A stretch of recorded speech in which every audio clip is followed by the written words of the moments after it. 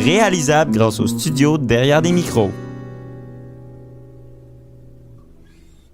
Alors bonjour tout le monde, bienvenue à ce 4e podcast d'Au cœur de la jeune chambre. Je me présente Raphaël Pepin du 106.9 Mauricie, la radio à Trois-Rivières. Ça fait très plaisir d'être avec vous aujourd'hui pour un autre podcast et j'ai avec moi les gens de MNP. Alors on va saluer Jean-Raymond Lafont et également Stéphanie Labrec. Bonjour à vous deux. Au cœur de la jeune chambre de la Mauricie. Bonjour à vous deux. Bonjour. Bonjour. Comment ça va? Très bien, et toi? Ben oui, ça va super bien. Alors, merci beaucoup d'être avec nous pour ce podcast numéro 4. Alors, expliquez-nous, avant qu'on embarque dans le vif du sujet, là, qu'est-ce que MNP et qu'est-ce que vous faites chez MNP? Je vais commencer, évidemment, par les femmes d'abord. Oui, alors moi, je suis Stéphanie Labrec. Je travaille chez MNP dans le département de services conseil, tout comme Jean-Raymond. Moi, je suis spécialisée davantage en évaluation d'entreprise, qui va être le sujet qu'on va vous parler aujourd'hui, là, notamment. Donc, ça fait 4 ans là, que je suis en service conseil maintenant. Aussi, la certification, dans le fond, d'expert en évaluation d'entreprise pour ceux qui connaissent ça. Là. OK, parfait. Et Monsieur Lafont, vous faites quoi exactement? Moi aussi, je suis comptable de formation, en charge de l'équipe de financement d'entreprise. Beaucoup de mandats spéciaux. Ce qu'on voit beaucoup, c'est de l'achat-vente d'entreprise, du financement, des dossiers de relève, donc puis l'évaluation là, qu'on va parler aujourd'hui. Parfait. MNP en fait un bureau de comptable à la base, canadien, très, très présent au Canada, plus de 25 bureaux au Québec, le marché de la PME principalement. OK, parfait. Alors, évidemment, avant qu'on embarque, comme je le disais, dans le vif du sujet, on est dans les locaux de la Shop, magnifique endroit pour enregistrer ce podcast. Et il y a justement Charles, notre ami maintenant qu'on pourrait dire, qui est copropriétaire, en fait pas copropriétaire, je m'excuse, propriétaire de la Shop, qui va nous servir un petit peu d'alcool cet après-midi pour évidemment délier les langues et continuer à se parler. Yes, bonsoir à tous. Donc ce soir, je vais vous faire goûter à une sour. Il y a 2 grands styles très populaires au Québec. Il y a les IPA, bien sûr, et les sour. Une sour qui vient de la microbrasserie à l'affût à Saint-Tite. Donc, on a la cassure. C'est vraiment un produit très populaire. Ils ont plusieurs styles de cassure, mais la cassure aux framboises, c'est la plus régulière et la plus populaire, bien sûr. C'est une saison sûre. Les saisons, c'est des bières belges de style blonde. Donc, ça ne sera pas une blanche, ça va être vraiment une blonde. Puis, pour rendre un style sûr, souvent, on fait l'ajout de bactéries lactiques, d'acide lactique ou de Brettanomyces. Donc, on va avoir une sour légèrement épice belge qui va ressortir en finale, puis un bon côté framboise. Bien sûr, vous allez voir dans la couleur, là, c'est vraiment génial. Alors, merci beaucoup à Charles et je répète, magnifiques locaux de la Shop, ceux qui veulent venir faire un tour. Là. Est-ce que vous êtes des fans de bière? Oui, oui, effectivement. Donc, quelle sorte particulièrement les Indian Pale Ale, les sour? En connaissez-vous un petit peu que vous aimez particulièrement? Ben, moi, la sour, ça va être tout nouveau pour moi, en fait. Okay. Fait que c'est un test cet après-midi. Très traditionnel, un comptable. Donc, une bonne bière blonde, habituellement, certainement. C'est ce que je consomme le plus souvent. Ben, ça se prend très bien, en plus, un vendredi. Donc, pendant que Charles nous verse justement là, la sour, j'ai le goût de commencer tout de suite avec le premier thème qu'on va aborder avec vous aujourd'hui, les gens donc d'MNP. On va se parler évidemment de la valeur d'une entreprise et comment calculer justement cette valeur-là. Expliquez-nous donc comment on procède chez MNP. Je sais pas s'il y avait quelqu'un qui voulait commencer d'abord, il n'y a pas de problème. Oui, je peux commencer. Vas-y, Stéphanie. Parfait, puis Jean-Raymond va compléter au fur et à mesure. Alors, premièrement, pour expliquer un peu dans quel contexte qu'on fait des évaluations d'entreprise, parce qu'on en fait dans des contextes très variés chez MNP. On fait des évaluations dans des cadres d'achat-vente d'entreprise. On peut faire aussi des évaluations dans des cadres fiscaux davantage. Là. Donc, quand il y a une réorganisation fiscale, un gel, quand il y a aussi des transferts, donc entre apparentés, par exemple, un père qui vend son entreprise à son fils, c'est important au niveau fiscal de transiger à la juste valeur marchande. Donc, il faut être capable, là, en mesure de prouver ça. Alors ça, c'est un contexte aussi où est-ce qu'on va faire beaucoup d'évaluations. Aussi dans des conventions entre actionnaires, parfois, dans des contextes comme ça, dans des contextes de litige, de divorce aussi, qui sont un peu moins agréables, mais il y en a aussi. Donc ça, c'est tous les contextes dans lesquels on peut faire de l'évaluation. Sujet qui est d'actualité en ce moment, c'est le nouveau projet de loi C-108. En fait, ce projet de loi-là, en ce moment, ça va apporter une modification à la loi de l'impôt afin de faciliter les transferts intergénérationnels. Donc, comme on parlait tantôt, transfert de père-enfant ou autre, là, ça va venir réduire l'impôt à payer au niveau des transferts, puisque autrefois, l'exonération pour gain capital ne s'appliquait pas dans ces cas-là. Puis là, maintenant, ça va être possible, là, sous réserve de plusieurs conditions, évidemment, de s'appliquer. Pour ça, par contre, il faut qu'il y ait une documentation, donc une évaluation qui est faite par un expert indépendant. Donc, c'est là où notre équipe va venir en ligne de compte là, pour faire ce genre d'évaluation. OK. Et si M. Lafond veut compléter, par exemple, je me prends à titre d'exemple, justement. Je veux évaluer la valeur de mon entreprise. J'ai eu justement une passation dans la famille. Chez MNP, comment on m'accompagne là-dedans? Quelles sont les étapes exactement? Oui, excellente question. En fait, la première chose, en fait, c'est de se rencontrer, de voir quels sont tes besoins, quelles sont tes attentes. Il faut vraiment comprendre, parce qu'il n'y a pas une entreprise qui est pareille. Il faut vraiment voir le secteur d'activité, voir la rentabilité. Donc, la rentabilité, c'est un élément important. On va parler beaucoup tantôt comment on détermine la valeur d'une entreprise. Mais il faut vraiment l'adapter à ton secteur, à ton entreprise, particulièrement à toi, puis ça évolue aussi au fil des années, donc en fonction de différents critères. OK, parfait. Et revenons à Mme Labrec. Donc, pour ce qui est là, de l'évaluation d'une entreprise, on parlait tantôt là, de la valeur de l'entreprise. Qu'est-ce que c'est exactement la valeur? Comment on la définit? Oui, donc la valeur d'entreprise, comme on a mentionné certains contextes dans lesquels on évalue l'entreprise, ce qui est important de dire, c'est que beaucoup de ces contextes-là dans lesquels on fait une évaluation théorique, c'est-à-dire qu'on ne va pas vraiment mettre l'entreprise en vente sur le marché. Donc, nous, ce qu'on fait en tant qu'évaluateur, c'est qu'on évalue la juste valeur marchande de l'entreprise. Donc, ça serait quoi le prix théorique si on mettait l'entreprise en vente sur le marché qu'on pourrait espérer recevoir? Ce serait quoi le prix le plus élevé si on transigeait là, entre un acheteur et un vendeur qui n'ont pas de lien de dépendance sur le marché, dans le fond? Donc, c'est ça qu'on vient faire. Nous, on a plusieurs méthodes d'évaluation aussi, dépendamment du type d'entreprise, dépendamment de la rentabilité aussi de l'entreprise. Il y a 3 grandes familles, là, si on veut, d'approches d'évaluation. Il y a une approche qui est plus par les actifs, quand on parle de société immobilière, de société de placement, de société de gestion. On va plus être là-dedans parce que pas nécessairement, la valeur dépend vraiment des actifs et de leur valeur, et pas nécessairement, il y a pas vraiment d'achalandage dans ces contextes-là, d'achalandage commercial. On a une méthode, comme Jean-Raymond disait tantôt, qui est beaucoup axée sur le rendement de l'entreprise. Donc ça, c'est vraiment la méthode principale quand on a une société opérante. Ce qu'on veut déterminer, c'est quoi le rendement de cette entreprise-là. On entend souvent parler de BAIA, qui est le bénéfice avant intérêt, impôt, amortissement. Donc c'est ça qu'on veut venir voir. On a 2 manières de le faire. Parfois, si on regarde une start-up, par exemple, une entreprise qui n'a pas beaucoup d'historique, qui commence, qui a 2-3 années d'histoire, qui commence à avoir de la croissance dans ses ventes, on va y aller avec une méthode plus basée sur des projections financières. Donc, on va regarder l'entreprise à quelle croissance elle pense générer, où elle pense être dans 3 à 5 ans, par exemple, puis quelle rentabilité elle pense avoir. On va analyser toutes les hypothèses en lien avec ça, regarder l'industrie aussi, qu'est-ce que ça dit. On va être plus dans ce genre de méthode-là, alors que, par exemple, si on évalue des sociétés qui ont beaucoup d'historique, qui sont assez stables, qui sont matures, en fait, là, on va plutôt se baser sur une méthode où est-ce qu'on va regarder l'historique de la société, donc ses états financiers passés, le bénéfice qu'elle est en mesure de dégager. Puis, en fait, le but, là, c'est en évaluation, on regarde c'est quoi la valeur prospective. Donc, on évalue à une date donnée. La valeur, ça évolue dans le temps, évidemment. Donc, la valeur que j'ai au 31 décembre 2019 sera peut-être pas la même probablement pas la même, en fait, qu'au 31 décembre 2020. Puis, on regarde la valeur là, d'un point de vue prospectif. Qu'est-ce qu'on pense que l'entreprise va générer? OK. J'ai une question en lien avec l'actualité, puis je veux pas que ça soit trop tricky, là, comme on dit.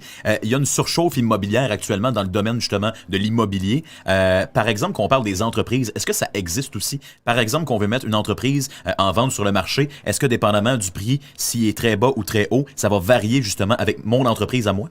Oui, une excellente question. On dirait que tu avais lu ce que je voulais mentionner. Mais en fait, juste avant de répondre à ta question, en fait, puis c'est pour aller là, il y a une différence entre la juste valeur marchande puis le prix. Parce que dans le fond, ce que le prix que quelqu'un va être prêt à payer, puis l'exemple de la maison, c'est le meilleur exemple qu'on voit actuellement. Il y a vraiment une surchauffe du marché immobilier. On pourrait avoir un immeuble résidentiel, une maison à 300 000 $, mais on reçoit des offres. Donc, il y a un évaluateur qui veut l'avoir évalué à 300 000 $, mais le vendeur reçoit des offres à 310, 315, 325 $ parce que le marché est vraiment en surchauffe. Donc, le prix qui va être payé va être supérieur à la juste valeur qu'un évaluateur va avoir évalué. Au niveau des sociétés, c'est la même chose. Donc, on a une évaluation, comme Stéphanie a mentionné, avec plusieurs méthodes qu'on analyse. Puis la valeur, elle est théorique dans un contexte vraiment parfait. Arrive une transaction, donc le prix qui va être payé. Donc, est-ce que je suis en manque de relève? Est-ce que je suis près de la retraite et je n'ai pas de relève? Donc, la l'acheteur va négocier un prix plus bas. Ou c'est le contraire, je suis vraiment d'actualité, je produis des articles médicaux, on en a vraiment besoin. Donc, il y a 2, 3, 4, 5 acheteurs qui sont prêts à m'acheter. Là, il va y avoir une surenchère sur mon entreprise, donc le prix va être plus élevé que la juste valeur, parce que la personne va vouloir payer des synergies, des économies d'échelle avec son entreprise. OK, donc ce qui veut dire, qu'est-ce qui, autre que par exemple cette surchauffe-là, peut influencer le prix d'une entreprise, donc le prix de vente? Est-ce que c'est par exemple les membres dans l'organisation? Est-ce que c'est, je sais pas moi, la longévité de l'entreprise dans le temps? Qu'est-ce qui peut déterminer aussi la valeur nette de l'entreprise? Si je m'exprime bien, je suis pas non plus calé dans le domaine. Là. Non, c'est une excellente question. En fait, il y a plusieurs éléments, puis il n'y en a pas un qui est le même à chacune des entreprises, mais tes exemples sont là. Quelqu'un qui a des contrats à long terme avec ses clients, donc en bon français, qui va avoir du repeat business, qui va revenir souvent, donc je vais être prêt à payer plus cher pour ça, parce que ce que j'ajoute, c'est les profits à venir quand on fait une transaction. Donc, si j'ai des contrats qui sont là à long terme, je vais être plus intéressé. Quelqu'un que sa clientèle elle recommence à chaque année. Il faut toujours qu'il recommence. Là, je vais payer un petit peu moins cher. Quelqu'un qui est vraiment qui a beaucoup d'employés actuellement, puis on voit qu'il y a un manque de ressources humaines un peu partout. Donc, s'il y a des employés qui sont non productifs, qui sont disponibles, je vais peut-être être à payer un petit peu plus cher pour aller chercher ces employés-là.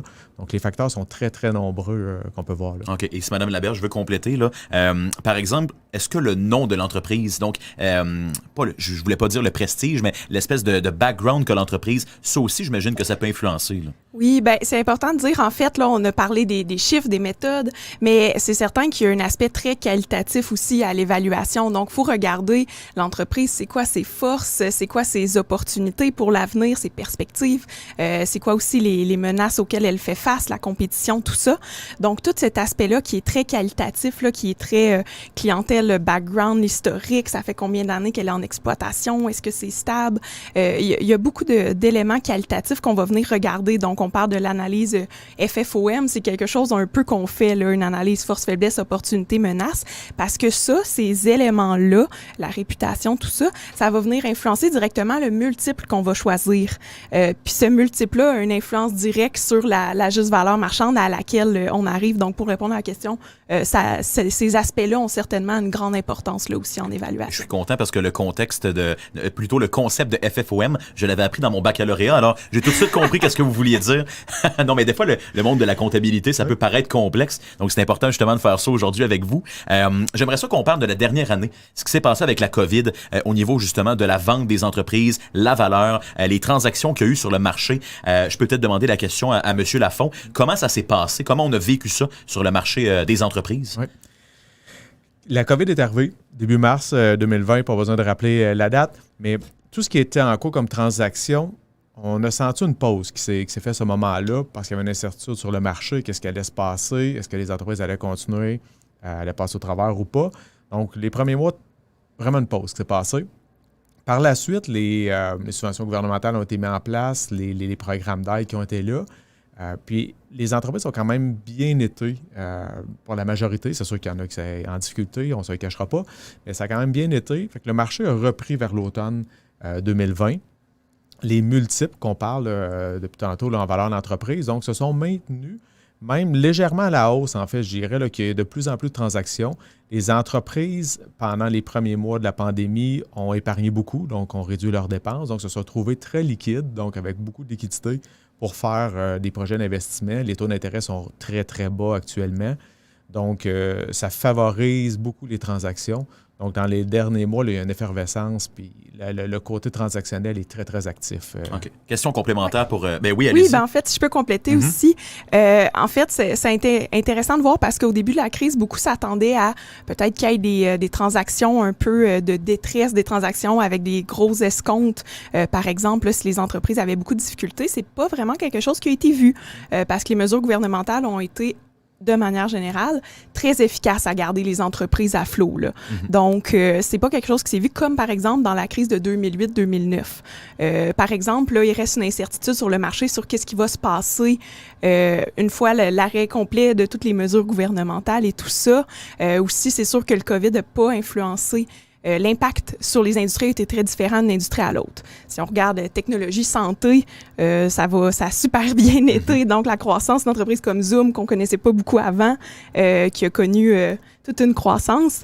Par contre, tout ce qui est hôtelier, entreprises aériennes, art et divertissement, ça a été plus difficile. Puis le timing de quand que ça va reprendre, c'est encore incertain. Fait que ça nous pose une difficulté là, en évaluation puis en transaction. Il y a plus d'incertitudes qu'auparavant. Là. OK, je vous pose une question qui est un mélange de santé et de comptabilité. Par exemple, qu'il y a une entreprise où il y a eu une éclosion, où ils ont mal géré la pandémie. Est-ce qu'une fois que, par exemple, dans la prochaine année, ils veulent procéder à la vente de leur entreprise, est-ce que ça va influencer sur le marché le prix de cette entreprise-là, étant donné qu'au niveau gestion, on a peut-être été plus déficient dans la dernière année? Monsieur Lafont? Oui. Nécessairement, ça va influencer. En fait, Stéphanie parlait tantôt en évaluation, qu'est-ce qu'elle fait pour analyser l'année 2020 dans les évaluations. Mais dans le transactionnel, c'est sûr qu'on se remet toujours au jour, mais la dernière année a été difficile si les liquidités sont moins bonnes, si on a eu des pertes de clients, des pertes d'employés. Donc, c'est sûr que ça a un impact à la baisse sur les valeurs. Au même titre que dans d'autres entreprises, ça a mieux été. Donc, ça a permis justement de favoriser puis d'augmenter le prix de vente. OK, parfait. Et passons maintenant, quasiment à la fin de la discussion. Là, malheureusement, on n'a que 25-30 minutes. On voudrait en faire plus. C'est intéressant quand même de parler de comptabilité, mais je voulais savoir comment on donne de la valeur à son entreprise. Alors, ce qui veut dire que, par exemple, que moi, j'achète une entreprise, elle est à une certaine valeur. Comment je fais pour augmenter cette valeur-là sur le marché? Madame Labrec? Oui. Il y a plusieurs manières, en fait, là, pour augmenter la valeur. C'est sûr que c'est important d'avoir un plan de croissance dans l'entreprise, donc un plan de comment qu'on peut faire croître le chiffre d'affaires d'entreprise, comment qu'on peut faire croître la marge et les flux de trésorerie qui en ressortent, là. Donc, d'avoir un plan de croissance qui est établi. Ce qui est intéressant par rapport à ça en ce moment, c'est que parfois les entreprises ont bel et bien des plans de croissance, mais la pénurie de main-d'œuvre a pour effet que c'est difficile de les réaliser. Donc, une entreprise peut avoir toutes les infrastructures tout en place pour sa croissance, mais en ce moment, la pénurie de main-d'œuvre, le manque d'employés est un facteur que quasiment toutes les entreprises relèvent et nous disent en ce moment là, dans leur faiblesse, malheureusement. Mais sinon, là, c'est sûr qu'on peut accroître la valeur en ayant un plan de croissance pour augmenter là, les bénéfices de l'entreprise. C'est important aussi de regarder l'efficacité opérationnelle, donc ce qui est marge, comment on peut augmenter le pourcentage de marge en fait de l'entreprise. Est-ce qu'on peut améliorer l'efficience des opérations, la productivité? Est-ce qu'il y a des opportunités aussi d'automatisation? Surtout dans un contexte de pénurie de main-d'œuvre, par exemple, qui peuvent être intéressantes. Donc, il y a tout ça. Puis, finalement, là, puis ça, Jean-Raymond pourra fort probablement le compléter. Il y a aussi au niveau de diminuer le risque de l'entreprise. Donc, par exemple, une entreprise qui a seulement 1 ou 2 clients principaux, ben c'est important d'essayer de diversifier la base de clients pour diminuer le risque de l'entreprise si demain matin, elle perd un de ses clients principaux. Il y a aussi l'aspect d'un propriétaire, l'actionnaire principal, disons, qui est très, très, très impliqué dans l'entreprise puis que c'est vraiment la personne clé, que personne n'est capable de le remplacer dans l'entreprise. Ben à ce moment-là, on dit que c'est un achalandage un peu plus personnel. Donc, la valeur d'entreprise est vraiment basée sur cette personne-là et c'est pas nécessairement transférable dans un contexte de vente d'entreprise à quelqu'un d'autre. C'est pas un achalandage qui est transférable. Donc, ça va être important d'avoir un plan de relève, d'avoir aussi d'autres leaders dans l'entreprise qui peuvent, que l'actionnaire, en fait, là, que la personne principale transmette son savoir à d'autres dans l'entreprise pour faire, en fait, d'un achalandage personnel, un achalandage qui est plus commercial, transférable. Et M. Lafont pourra continuer là-dessus. Par exemple, on a une grosse liste de clients. Est-ce que grosse liste de clients veut dire plus grosse valeur d'entreprise ou ça n'a pas nécessairement une corrélation? En fait, je te dirais, quelle est la rentabilité de ta liste de clients? OK. Tu pourras avoir des clients, puis 20% ne sont pas rentables sur ces clients-là. Donc, ça serait plus payant de te départir de ces clients-là, puis de vendre seulement les autres. Tu vas être plus rentable sur tes 80% de clients qui vont rester. Donc, ça, c'est un élément. En complément à Stéphanie aussi, on parlait tout de la gestion de la trésorerie. Donc, tu posais la question, qu'est-ce qui augmentait la valeur? Donc, si on a des inventaires qui ne tournent pas, qui sont trop élevés, donc un acheteur ne paiera pas ça. Donc, réussissez à les écouler, à les vendre avant une transaction. Donc, ça va vous permettre d'augmenter votre valeur totale. La réduction aussi de toutes les dépenses. On a eu une situation avec la pandémie, des entreprises qui ont ralenti. Peut-être qu'on a une personne de trop à l'administration actuellement. Il manque peut-être d'employés dans la shop, mais peut-être qu'à l'administration, on a trop. Donc, si c'est un salaire de 50 000, 60 000, une valeur d'entreprise, ça va se transiger un multiple des dépenses, un multiple du BAE qu'on mentionnait tantôt. Donc, si c'est 2, 3, 4, peu importe le chiffre, si c'est 50 000 x 4, c'est 200 000 de valeur comme ça qui vient d'apparaître. OK, mais c'est intéressant. Mais là, malheureusement, je dois mettre un terme à ce podcast-là. Mais vous nous en avez appris beaucoup aujourd'hui. Même moi, un gars qui n'est pas ferré en comptabilité. Là. Donc, je vous remercie beaucoup. Jean-Raymond Lafont, Stéphanie Labrec. Et je m'excuse tantôt, je vous ai débaptisé. J'ai dit Laberge. Alors, c'est bel et bien Labrec. Donc, voilà, de MNP. Alors, pour tous ceux, évidemment, que ça intéresse le domaine de la comptabilité, les valeurs d'entreprise, vous vous dirigez du côté d'MNP. Et je pense que vous serez très bien servi. Donc, je clorerai évidemment là, ce podcast en remerciant Charles, propriétaire de la shop.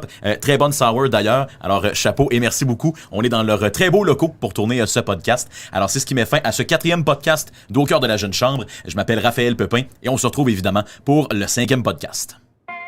Au cœur de la jeune chambre de la Mauricie.